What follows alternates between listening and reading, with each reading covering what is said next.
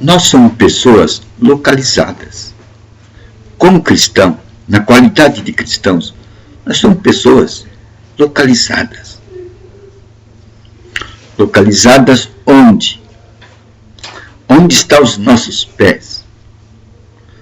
Estão localizados no reino de Deus. Como cristãos, estamos situados no reino de Deus. Agora, cumpre ao cristão ver o reino de Deus. Jesus colocou perfeitamente o reino de Deus.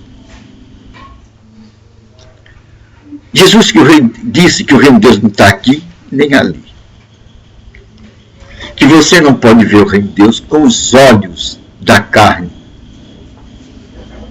Com esses olhos que você vê, que você tem na face.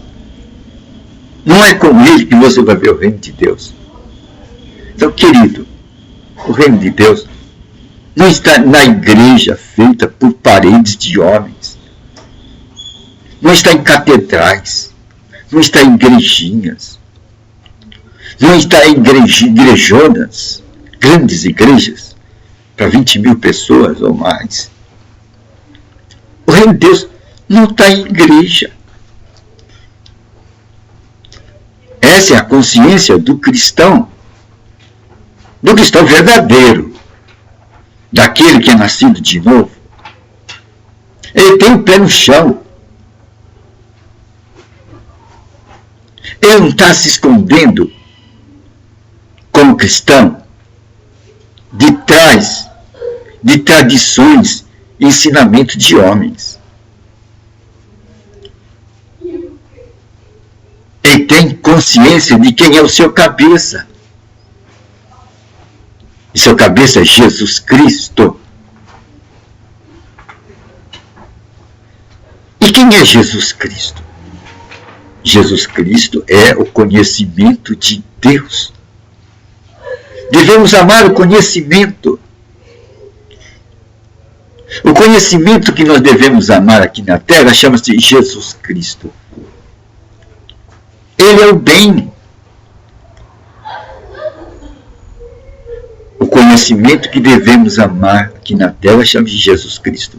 Devemos ter esse conhecimento de Jesus Cristo. Porque ele falou, eu sou o caminho, que vou levar você para o sumo bem. E o sumo bem é Deus. Deus é o sumo bem.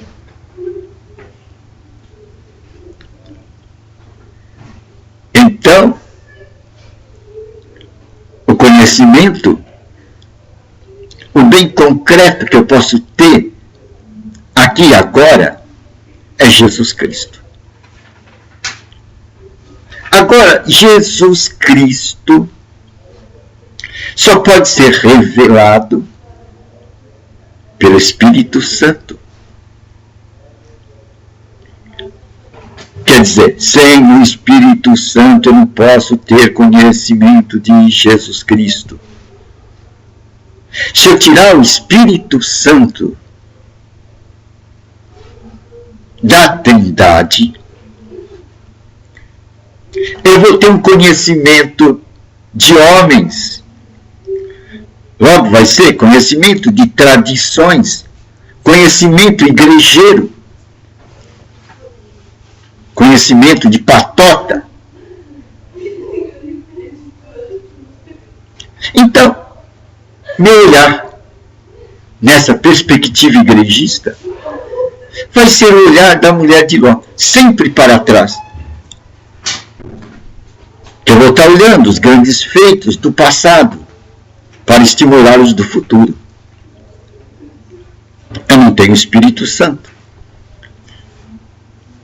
Então eu tenho que me apoiar na história.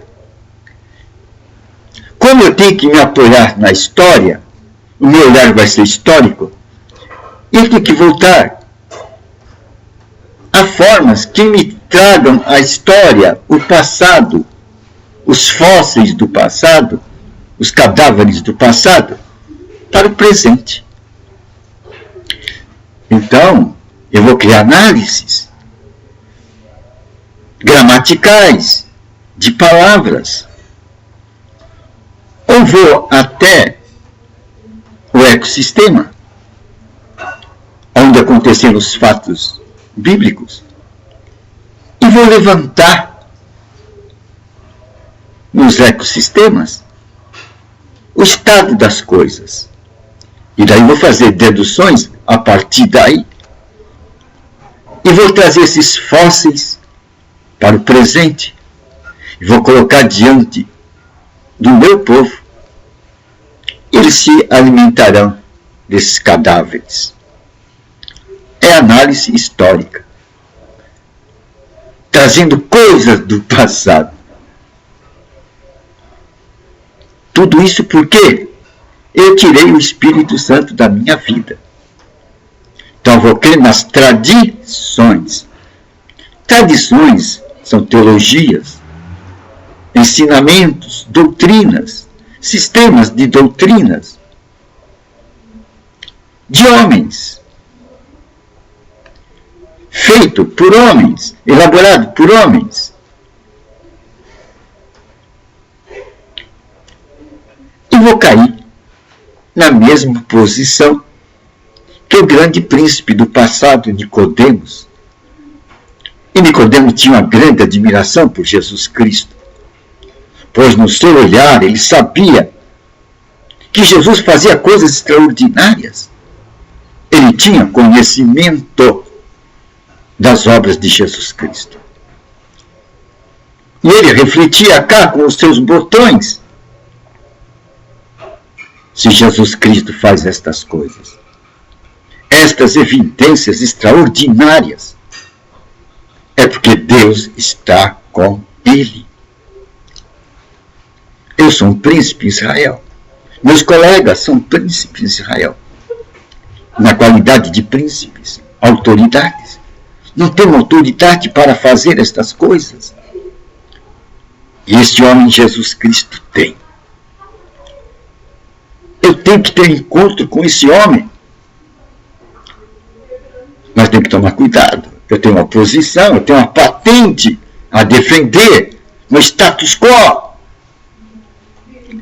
Eu não posso encontrar com esse homem simples, esse plebeu, que está aí na periferia da cidade, fazendo essas obras maravilhosas, que nós, autoridade do povo, não temos autoridade para fazer. Mas Nicodemos se viu na contingência de ter um encontro com esse homem. Ele tinha questões com sua consciência para resolver. Nicodemos tinha questões na sua consciência para resolver. Pois a tese da sua cabeça era herdar a vida eterna. Ele queria tomar posse da vida eterna. Nicodemos tinha um sentido lindo na sua vida. Ele queria pertencer ao povo de Deus. Ele tinha um padrão elevado na mente. Mas aqueles ensinamentos que ele passava e que ele recebia deixavam um vazio para ele quando ele olhava para Jesus Cristo. E olhando para Jesus Cristo, ele via os acontecimentos na vida de Jesus Cristo. E esses acontecimentos na vida de Jesus Cristo não aconteciam na vida dele e nem na dos príncipes que governavam Israel. E eles se colocavam como os detetores da sabedoria de Deus. Aqueles que tinham todo o conhecimento de Deus, toda a profundidade e largura. No entanto, aquele homem da periferia, Jesus Cristo, apresentava coisas que realmente mostrava, isto é de Deus. Só pode ser de Deus. Eu ouvi dizer que ele ressuscitou um morto com 4 dias. Jamais ouvi falar que um homem ressuscitasse um morto 4 dias enterrado. 4 dias na sepultura. Isso é extraordinário. Isso é fora do comum. É incomum. Só pode ter Deus com ele. Ressuscitar um morto 4 dias. Nicodemos pensava com seus botões. Sem dúvida, ficou sabendo que ele andou sobre o mar, desafiando a lei da gravidade, desafiando as leis da natureza. E até deu ordem para que um outro homem andasse, aquele homem andou sobre as águas. Pedro andou sobre as águas. Estas coisas passavam na mente daquele príncipe de Israel, detetor de toda autoridade e conhecimento de Deus, uma grande autoridade. Ele via as condições dele e as condições dos príncipes do seu povo e contemplava aquele homem lá da periferia. E aquele homem da periferia mostrando vida e vida em abundância, transformando vidas. Aquele homem da periferia expulsava demônios. Era coisa séria expulsar demônios. Quem fosse endemoniado naquela época estava condenado a viver fora da sociedade, pois essa entidade invade a personalidade e toma consciência do indivíduo e dirige o indivíduo para onde ela quer. E diz que o menino se jogava no fogo e na água. O menino que perdeu a direção. Em outros termos, estava insano. Estava possuído. Depois, o pai leva esse menino para os discípulos. E os discípulos não têm autoridade para expulsar aquela entidade que tomava posse do menino. E Jesus Cristo vem, conversa com o Pai e dá uma ordem, e aquele espírito sai do menino. E o menino fica são, volta à sua identidade original. Nicodemos estava sabendo destas coisas. Então, isso criou um espaço vazio dentro de Nicodemos. Pois naquele homem da periferia havia vida e vida abundante. Nicodemos olhava para a sua vida religiosa, para a sua vida igrejeira, a sua vida tradicional, e não encontrava nela aquele movimento de vida que havia naquele homem da periferia chamado Jesus Cristo. Então ele sentiu desejo de ter um encontro com esse homem. Nicodemos sentiu um desejo de ter um encontro com esse homem. Mas ele tinha que tomar cuidados, pois afinal ele tinha uma grande posição, pertencia a uma tradição, e não podia cair desse status quo, não podia cair desse pedestal. Então, ele vai ao mestre. Nas caladas da noite, e lá ele tem um encontro desejado. E aquele mestre, o que é que diz para esse homem? Já vai no ponto. Olha, Nicodemos, eu sei que você deseja o reino dos céus. Se você quer ter essa vida abundante, Nicodemos, você vai ter que nascer de novo. Nicodemos cai para trás. Nicodemos ficou suspenso. Nicodemos não conhecia esse território. O território do reino de Deus. Nicodemos não conhecia o território do reino de Deus. Nicodemos conhecia as tradições dos anciões. Era a religião. A religião dele, religião farisaica. Nicodemos entendia de religião, de igreja, de igrejismo. Isso Nicodemos entendia. Nicodemos não entendia nada do reino de Deus. Um reino invisível. Um reino invisível. Não está aqui e nem ali. É o reino de Deus. Muitos cristãos hoje estão na qualidade de Nicodemos. Estão dentro do igrejismo, dentro da tradição religiosa, preso por suas doutrinas, pelas cordas de seus ensinamentos. Não conhecem o reino de Deus. O cristão verdadeiro, querido, conhece o reino de Deus. É um reino espiritual. É um reino invisível, mas concreto. Assim como Deus é invisível, o sumo bem, Deus é invisível. E hoje, Jesus, o conhecimento de Deus é invisível. O Espírito Santo é invisível. Mas o cristão real, ele sabe onde está pisando. Ele tem uma localização, o reino de Deus.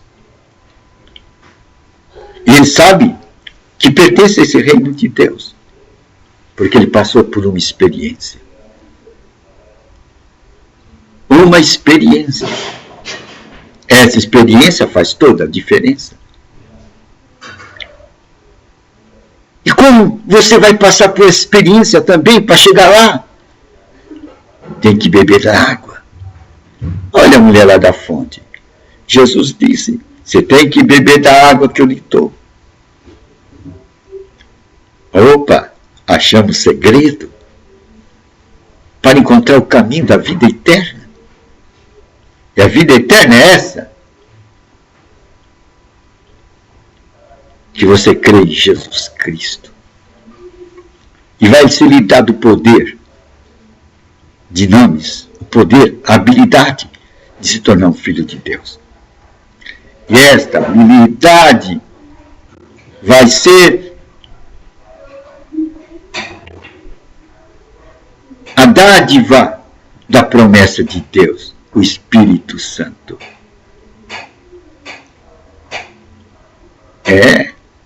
A turma de Samaria não tinha recebido o Espírito Santo. Eles tinham recebido o batismo de João. E o batismo de João é uma volta. É uma volta, arrependimento, volta à palavra, à água. A palavra é água. E Jesus Cristo é o verbo divino, é a palavra. Mas esse verbo divino, para se tornar vida, tem que receber o Espírito.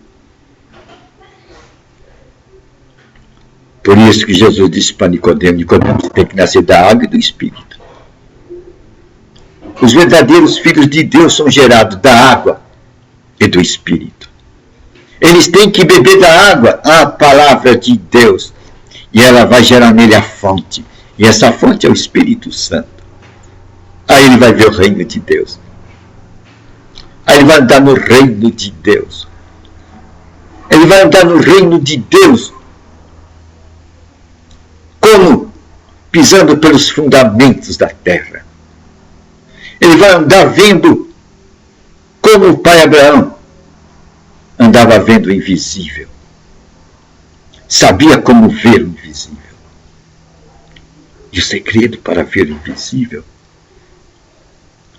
é você andar e beber da palavra. A palavra, se você vai bebendo dela, vai virar uma fonte. O Espírito Santo vem habitar em você. E a palavra vai te conduzir a Deus. É uma boa nova, não é? É uma boa nova, não é? Então o cristão é aquele que tem o pé no chão. Tem uma localização, o reino de Deus. E sabe como andar com seu Deus. Sabe como forjar os seus passos. E sabe como se alimentar. Pois esse Espírito Santo precisa ser alimentado. E o alimento do Espírito Santo é a palavra. Jesus disse, ele vai tomar do que é meu e vai dar para vocês. E assim o Espírito Santo será alimentado. Não entristeçais o Espírito Santo com as vossas tradições, olhando para ensinamentos do passado. Vamos nos localizar no reino de Deus. Vamos nos apoiar na água viva, a palavra de Deus. E vamos deixar que a fonte flua, que o Espírito Santo nos dirija. É uma boa nova, não é? Então, o cristão é um ser localizado. Ele tem o pé no chão. E o pé dele está onde? Na palavra, que é Jesus Cristo. E a palavra, que é o conhecimento de Deus, nos leva ao sumo bem, que é Deus. É uma boa nova, não é?